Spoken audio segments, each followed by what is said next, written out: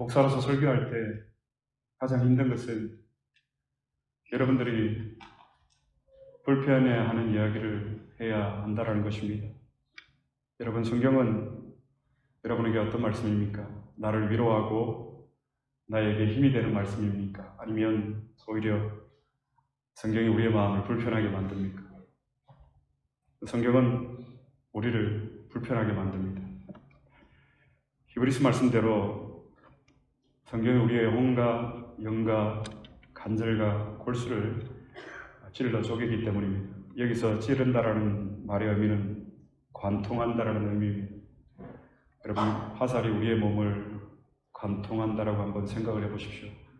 우리의 배부를 뚫고 앞에서 날라온 화살이 등을 뚫고 나간다라고 생각을 해보십시오. 마치 그렇습니다. 여러분, 우리는 근원적으로 재성을 가지고 있는 나약한 인간들입니다. 그래서 지금도 우리는 이런 원죄 아래에 있기 때문에 우리는 가만히 두면 죄의 성향대로 살아갈 수밖에 없는 그런 부패하고 타락한 존재들입니다. 그래서 하나님의 말씀이 우리 안에 들어와서 우리의 혼과 영을 찔러 쪼개지 아니하면 여러분, 우리는 타락한 상태, 영적인 죽음의 상태로 살아갈 수밖에 없습니다. 보통 인간의 구성을 이분법으로 나눕니다. 육과 또 무엇이 있죠? 영혼. 그런데 성경에 보면 이분법이 아닌 삼분법으로 나눈 말씀이 있습니다. 한번 찾아보겠습니다. 히브리서 4장 12절 말씀입니다. 히브리서 4장 12절 말씀. 다 같이 봉독하시겠습니다. 하나님의 말씀은 살아있고 활력이 있어 좌우의 날선 어떤 것보다도 예리하여 혼과 영과 및 간절과 골수를 찔러 쪼개기까지 하며 또 마음의 생각과 뜻을 판단하노니. 자, 여기에는 이분법이 아닌 몇 분법으로 나누어져 있습니까? 혼과 영과 간절과 골수, 육체. 여러분, 육체는 우리의 눈으로 볼 수가 있습니다. 그런데 우리에게 영혼이 있다는 것은 여러분 어떻게 우리가 설명할 수가 있습니까? 영의 기능을 통해서 우리에게 영혼이 있다는 것을 우리는 알 수가 있습니다. 그래서 잠시 이 영혼의 기능을 중심으로 한번 살펴보도록 하겠습니다. 여러분, 우리에게 영이 있습니다. 우리의 마음입니다. heart라고도 하는데, 영에는 여러분 어떤 구성이 이루어져 있냐면 오성이 있습니다. 오성이 무엇이죠? 우리의 눈으로 보고, 귀로 듣고, 그리고 코로 냄새를 맡고, 입으로 맛보고, 손으로 느낌을 느끼는 것, 이 오성이라고 부르죠. 우리의 영혼에 이 오성이 있습니다. 그리고 이 오성과 함께 우리의 영, 마음의 지성이 있습니다. 우리가 아는 것이죠. 우리가 직접 펜대로 공부를 하지만 이 지식이 우리의 영, 우리의 마음, 우리의 지성에 쌓이게 됩니다. 그리고 우리의 영에는 이 오성과 지성과 함께도 한 가지 더 이성이 있습니다. 우리가 생각하고 판단하는 거예요. 아, 목사님, 저는 그렇게 생각을 합니다. 이 모든 기능들이 우리의 영의 기능들이에요. 그래서 영에는 세 가지가 있습니다. 오성이 있고 또 지성이 있고 그리고 이성이 있고. 자, 히브리서 4장 12절에 말씀하고 있는 영의 기능들입니다. 그러면 혼은 무엇일까요? 혼. 여러분, 우리가 잠언 16장에 보면 이런 말씀이 있습니다. 여호와는 심령을 감찰하신다. 여기서 심령을 감찰하신다고 했을 때 이 심령이 바로 마인드, 우리의 혼이에요. 그리고 사무엘 선지자가 다윗에게 기름을 부을 때 처음에 그 형들에게 기름을 부어서 왕으로 세우려고 하잖아요.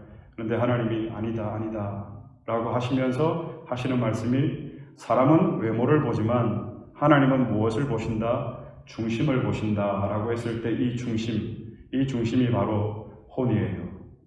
이 마인드. 그래서 우리의 이 심정, 혼에는 여러분 마음의 기능, 영의 기능을 포함하고 있습니다. 오성과 지성과 이성과 이 영의 마음의 기능을 우리의 심정, 우리의 혼이 포함하면서 우리의 혼에 있는 기능들이 또 무엇인가 하면 우리의 감정. 우리가 어떤 드라마를 보면서 눈물을 흘릴 때가 있잖아요. 그렇죠? 그리고 우리의 의지. 이것이 우리의 혼, 심정이라고 합니다. 마음의 기능과 함께 이 감정 그리고 우리의 의지.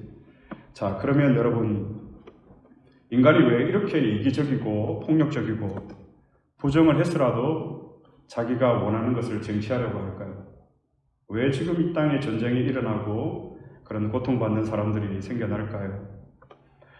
원죄로 인해서 인간의 이 심정, 이 혼, 마인드가 타락했기 때문입니다. 그래서 인간의 이런 영의 기능들이 부패했기 때문에 우리는 세상에서 온갖 죄들을 우리가 범하고 살아갑니다. 여러분, 우리의 행동의 주체는 무엇입니까? 우리가 어떻게 행동을 하죠? 우리가 머리에서 사인을 보내서 우리의 몸이 움직여집니까?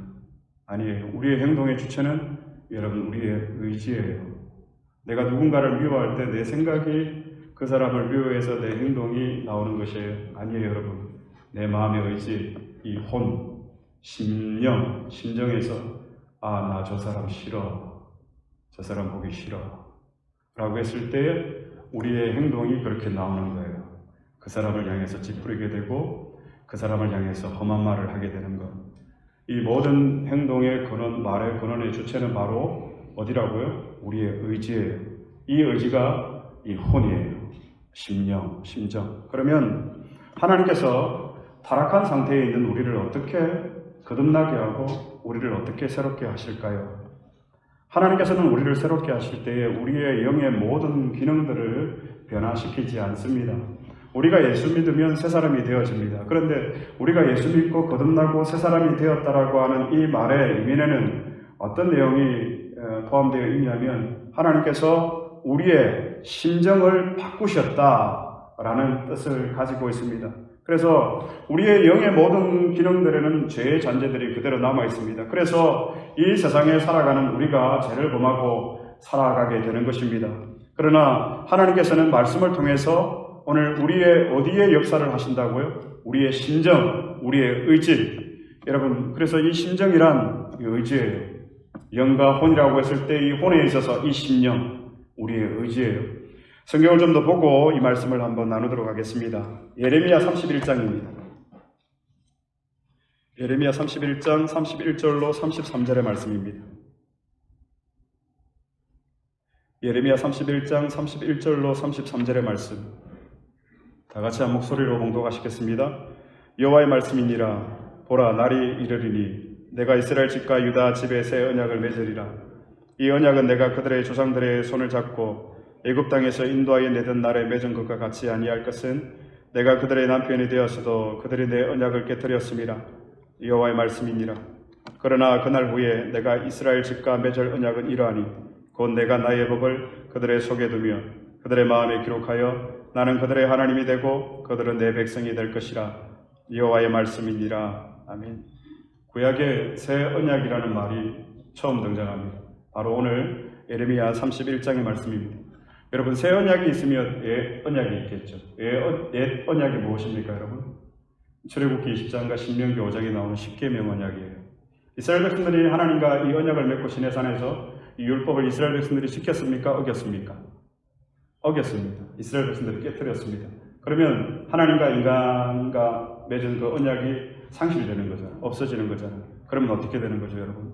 우리는 구원받지 못하는 거예요. 그런데 하나님께서 다시 이스라엘 백성들과 새 언약을 맺으시는데 오늘 31절에 보면 새 언약을 맺는다. 그런데 32절에 이 언약은 내가 그들의 조상들의 손을 잡고 애굽 땅에서 인도하여 내던 날에 맺은 것과 같이 아니할 것은 어떤 말씀이에요? 애굽 땅을 나올 때에 내던 날에 맺은 것과 같이 아니할 것은 돌판에 새겨서 맺은 십계명과 같이 아니하다. 이 새 언약은. 그러면 그 언약은 어떻게 맺는 것인가? 33절 말씀에 그러나 그날 후에 내가 이스라엘 집과 맺을 언약은 이러하니. 보세요, 여러분. 곧 내가 나의 법을 그들의 어디에 두며 속에 두며 그들의 어디에 기록하여 마음에 기록하여 나는 그들의 하나님이 되고 그들은 내 백성이 될 것이라. 여호와의 말씀이니라. 나의 법을 그들의 어디에 두며 속에 두며 그들의 마음에 기록하여. 하나님의 말씀을 우리의 심령, 혼, 의지에 어디에 기록을 한다는 거죠? 우리의 의지를 바꾸시는 거예요. 그래서 하나님의 말씀이 우리에게, 우리의 심령에 뿌려지면 우리의 마음, 우리의 의지의 변화가 여러분 일어나는 것입니다. 이와 관련해서 에스겔서 말씀을 한 번 더 살펴보도록 하겠습니다. 예레미야, 에가, 에스겔 36장 26절로 27절의 말씀입니다. 26절로 27절의 말씀 다 같이 봉독하시겠습니다. 또 새 영을 너희 속에 두고 새 마음을 너희에게 주되 너희 육신에서 굳은 마음을 제거하고 부드러운 마음을 줄 것이며 또 내 영을 너희 속에 두어 너희로 내 율례를 행하게 하리니 너희가 내 규례를 지켜 행할지라.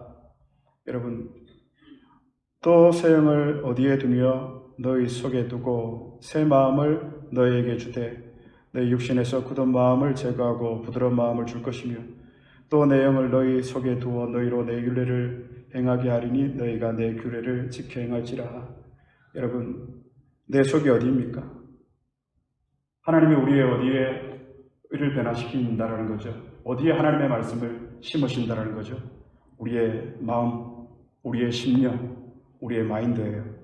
그래서 성령께서 말씀을 통해서 먼저 우리의 심령을 변화시키시는데 그 심령 가운데서도 우리의 의지를 변화시키십니다. 이전에는 우리가 참 이기적이었습니다.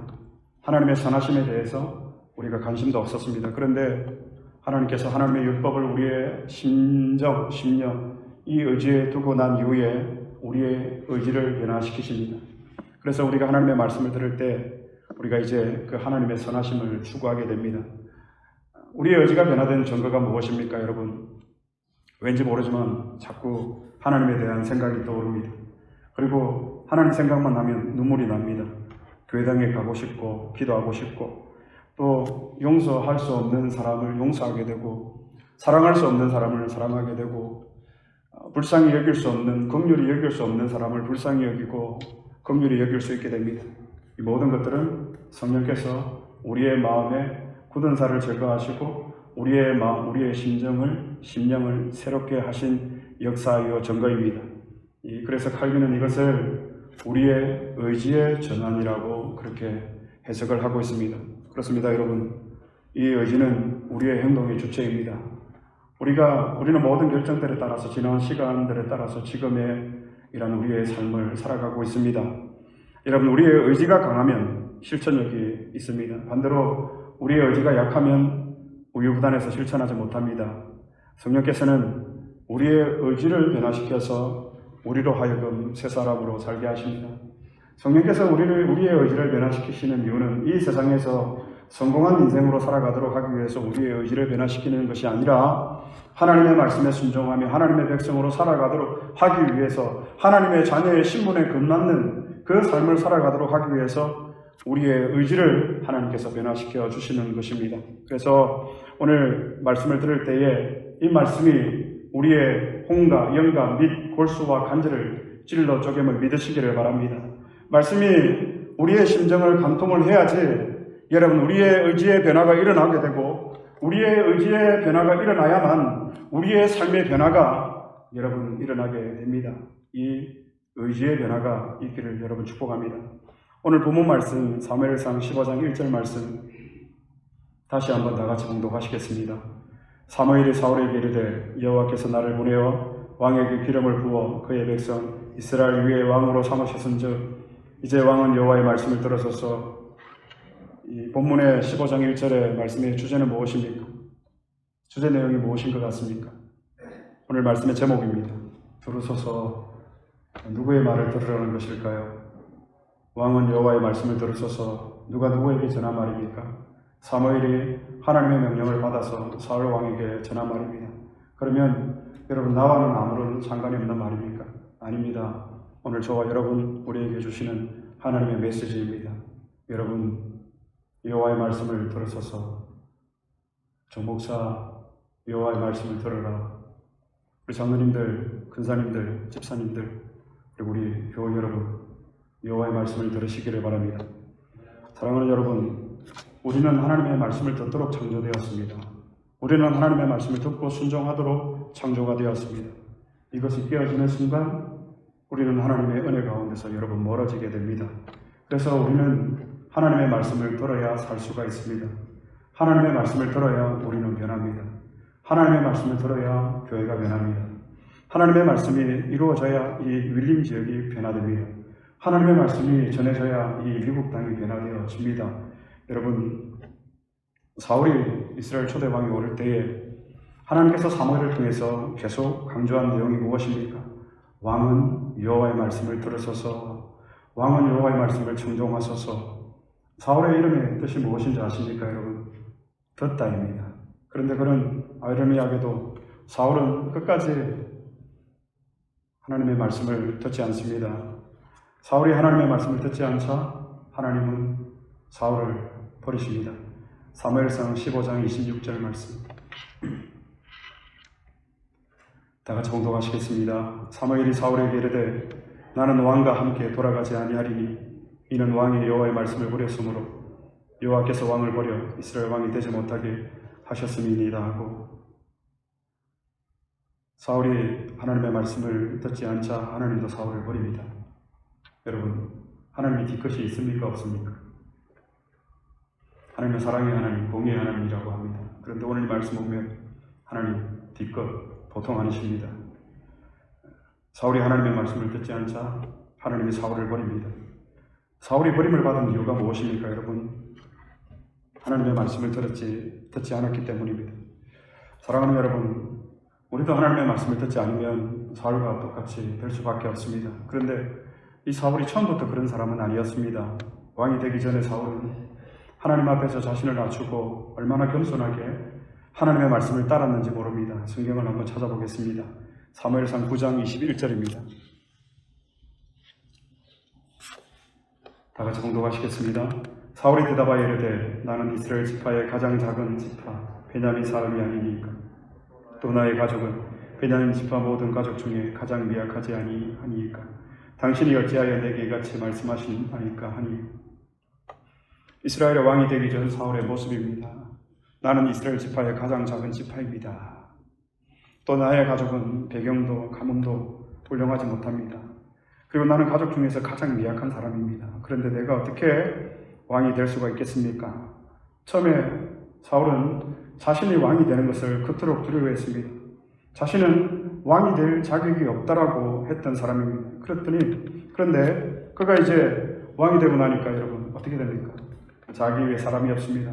그때부터 사울이 말을 듣지 않기 시작합니다. 그 결과 사울이 여러분 계속 실수를 합니다. 그리고 사무엘상 31장에 보면 사울은 마지막에 그의 아들과 함께 길보아 전투에서 여러분 죽음을 맞습니다. 죽음을 맞는 것도 얼마나 비참하게 맞습니까? 부상을 입어서 더 이상 목숨을 부지할 수가 없어서 자신의 부하에게 나를 죽여달라고 하는데 그 부하가 그 왕의 말을 듣습니까? 듣지 않습니다. 그래서 그가 어떻게 합니까? 세워져 있는 칼날에 자기가 엎드려서 사무라이가 할복하듯이 자결을 합니다. 여러분, 자리가 사람을 그렇게 만드는 경우가 있다는 것입니다. 그렇습니다. 저도 미국 와서 참 쉽지 않은 시간들이, 배고픈 시절이 있었습니다. 그래서 그 시간을 잊지 않으려고 항상 기억을 하고 있습니다. 우리가 어렵고 힘든 시절에는 우리가 모두 겸손하게 하나님만 의지하고 하나님만 바라보고 지냅니다. 그런데 우리에게 조금 여유가 생기고 또 교회 안에서 직분을 받으면 나는 마치 처음부터 잘 나갔던 사람처럼 그렇게 행동을 합니다. 목소리도 바뀌고 그리고 어깨가 높아지고 눈에 힘도 들어갑니다. 저는 한 12여 년 전에 저 주일 예배 첫 설교를 잊지 못합니다. 당시 목사님이 아프리카 선교를 2달간 다녀와야 했는데 그 2달간 계시지 않는 동안 주일 예배 인도와 설교를 해야 했습니다. 저에게는 더할 나위 없는 시간이었습니다. 그래서 얼마나 여러분 칼을 갈았겠습니까? 그 전날 혼자 리허설도 해보고 음량도 다시 부교육자들을 불러서 세팅도 해보고, 그리고 그날 이제 주일날 설교를 하게 된 그날 새벽 3시경에 이렇게 몸이 너무 힘들어지는 거예요. 제가 이 무릎 수술한 거 외에는 병원 생활을 해본 적이 없는데 새벽 3시쯤에 이렇게 몸이 그렇게 이상이 오는 거예요. 그래서 너무 힘들어서 이제 아내를 불러서 병원 가야 되겠다고, 그래서 새벽 3시경에 병원 응급실에 갔습니다. 무엇이 잘못되었는지 원인도 몰랐습니다. 그리고 아침 7시경에 이제 병원 문을 나설 수가 있었습니다. 그리고 병원에서 나와서 주일 1부 예배, 9시 예배, 2부 예배, 11시 예배를 인도하고 설교까지 했습니다. 그런데 저는 이 사건을 두고두고 잊지 못합니다. 왜냐하면 그때 하나님이 저에게 주시는 메시지가 있었기 때문입니다. 하나님이 저에게 이런 메시지를 주셨습니다. 정 목사, 그 자리에 쓴다고, 죄송합니다 표현, 까불지 마라.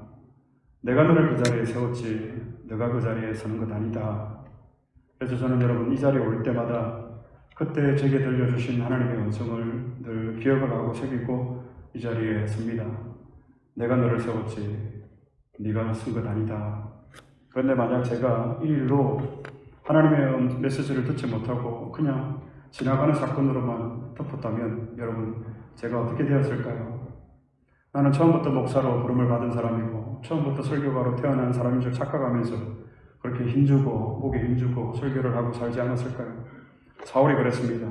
사울이 버림받은 이유는 여러분 이 하나님의 말씀을 듣지 않았기 때문입니다. 그렇듯 우리가 교회를 오래 다녀도 여러분 어제의 신앙으로 오늘을 우리가 살아갈 수가 없습니다. 이 우주 삼라 만상이 하나님의 경영하신 가운데 있다라고 우리는 고백하고 믿습니다. 그러면 우리의 인생 또한 그분의 섭리 가운데 있습니다. 우리의 일상에서 일어나는 모든 사건과 일들은 하나님이 우리에게 주시는 메시지가 분명히 있다라는 것입니다. 왕은 여호와의 말씀을 들으소서. 사울은 사무엘이 그렇게 얘기할 때에 하나님의 음성을, 하나님의 메시지, 하나님의 말씀을 들어야 했습니다. 여러분 우리에게 한순간도 쉬지 않으시고 말씀하시는 그 하나님의 음성을 여러분 우리가 들어야만 우리는 여러분 살아갈 수가 있습니다. 그래서 우리는 매일매일 아니 순간순간 하나님이 우리에게 부으시는 은혜가 있어야 합니다. 우리에게 부으시는 은혜가 무엇입니까? 건강의 복입니까? 물질의 복입니까? 아닙니다. 하나님이 우리에게 말씀하시는 그 말씀을 듣는 복, 이것이 복 중에 복임을 여러분 믿으시기를 바랍니다. 이 은혜가 우리에게 있어야만 여러분 우리는 실족하지 않고 여러분 절망하지 않고 이 세상에서 넘어지지 않고 믿음의 싸움을 싸워 나갈 수가 있습니다. 그 은혜가 무엇이라고요? 여호와의 말씀을 들어서서 하나님의 말씀을 듣는 것입니다. 하나님의 음성을 듣는 것입니다. 우리가 이 아침에 나와서 예배하는 까닭은 무엇입니까 여러분? 우리가 하나님의 말씀을 듣기 위해서입니다. 하나님의 말씀을 듣고 들은 말씀을 따르고 들은 그 말씀대로 살아내기 위해서 우리가 이 시간에 모였습니다. 사랑하는 여러분, 우리는 하나님의 말씀을 들어야 합니다. 또 우리는 이 하나님의 말씀을 듣는다는 것은 다른 것 아닙니다. 우리 공동체의 이야기를, 말을 잘 들어야 합니다. 사람은 그런데 누구나 여러분 듣는 것보다 무엇을 더 좋아합니까? 말하는 것을 더 좋아합니다. 저 안에도 그런 성향이 있습니다. 그래서 항상 조심하고 주의합니다. 그러나 여러분 교회란 누구를 통제하고 누구를 조정하고 누구를 억압하지 않는 교회가 되어야 한다라고 저는 믿습니다. 우리가 말을 하는 이유 중에는 여러분 무엇이 있습니까?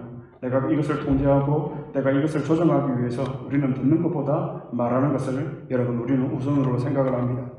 여러분 저에게는 여러분 한 사람 한 사람 영혼의 무게는 똑같습니다. 직분이 있어서 마음이 더 가고 교회를 오래 다녀서도 정이 가고 그렇지 않습니다. 똑같은 마음으로 여러분들을 대하고 있습니다. 그래서 교회에서 직분자들에게 있어서 제일 중요한 자세가 이것입니다. 바로 듣는, 경청하는 태도입니다. 우리가 이걸 하지 못해서 가정에서 교회에서 얼마나 많은 어려움을 겪는지 모릅니다. 성경 야고보서에 보면 이런 말씀이 있습니다. 듣기는 속히 하고 말하기는 더디하라. 그런데 우리는 반대입니다. 말하기는 속히 하고 듣는 것은 더디하고. 이 그리스도인들이 하나님의 자녀, 하나님의 백성들이 가져야 할 중요한 덕목입니다. 듣는 자세와 태도입니다. 여러분 듣기는 속히 하고 말하기는 더디하시기를 축복합니다. 한 달 전에 교인 한 분과 교회에서 신방을 겸해서 만나서 이런저런 얘기를 나누는 중에 제가 알고 있는 내용과 다른 얘기를 하시길래 그거 아니라고 틀린 내용이라고 확인을 해주었습니다. 그런데도 누군가가 자신에게 그렇게 얘기를 해주었다고 하면서 끝까지 고집을 부르시는 거예요. 그러시면서 그렇게 얘기한 사람을 제가 데려오라고 삼자대면에서 확인시켜드리겠다고, 알고 있는 내용이 잘못된 내용이라고, 오해하지 마시라고. 하지만 저희 얘기를 그분이 끝내 듣지 않았습니다. 그 일을 생각하면 여러분 지금도 마음이 편치가 않습니다. 사랑하는 여러분, 지혜로운 사람은 어떤 사람입니까? 이 공동체 상대방의 이야기를 잘 듣는 사람입니다. 지혜로운 사람들을 보면 여러분 항상 잘 듣는 편에 서 있습니다. 그리고 내가 직접 듣지 않은 얘기에 대해서는 그 어떤 평가나 판단이나 결정을 결코 쉽게 내리지 않습니다. 바로 그 사람이 여러분 지혜로운 사람입니다. 우리가 예수 믿고 난 후에 우리에게 이런 갈등이 있습니다. 우리가 예수님을 만나기 전에는, 믿기 전에는 내 육체가, 내 마음이 원하는 대로 듣고 내가 원하는 대로 말을 하며 살았습니다. 그런데 내가 이제 예수님의 보혈로 거듭난 순간부터는 마음이 편치가 않는 거예요. 내 마음이 이끄는 대로 말을 할 수가 없고 내 마음대로 듣고 싶을 수가 없는 거예요. 근데 어떤 사람은 꼭 그런 사람들이 있습니다. 듣고 싶은 내용만 듣는 사람이 있는데 여러분 이거 옳지 못한 일입니다. 왜 우리에게 이런 갈등들이 있습니까? 내 안에 하나님의 말씀이 들어오고 성령께서 조명해 주시고 우리를 책망해 주시기 때문에 우리에게 이 갈등이 있는 거예요. 내가 그 말을 하지 말았어야 했는데, 내가 먼저 그 말을 들었어야 됐는데, 여러분 이런 갈등들이 우리에게 있습니다. 여러분 이런 영적인 훈련들이 우리 안에서 계속해서 일어나야 합니다. 이 훈련의 첫걸음은 무엇입니까? 왕은 여호와의 말씀을 들으셔서 하나님의 말씀을 듣는 가운데 우리가 다른 사람들의 얘기를 듣는 이런 훈련들도 여러분 우리가 같이 해나가야 합니다. 말씀을 맺겠습니다. 우리는 여러분 조금씩 변해가야 합니다. 하나님께서 우리를 변화시키실 때에 우리의 모든 영과 혼의 기능들을 다 바꿔놓지 않으십니다. 그래서 제 잔재들이 우리 안에 남아있기 때문에 우리가 말에 실수를 하고 우리가 듣는 데 있어서 실수를 할 수밖에 없습니다.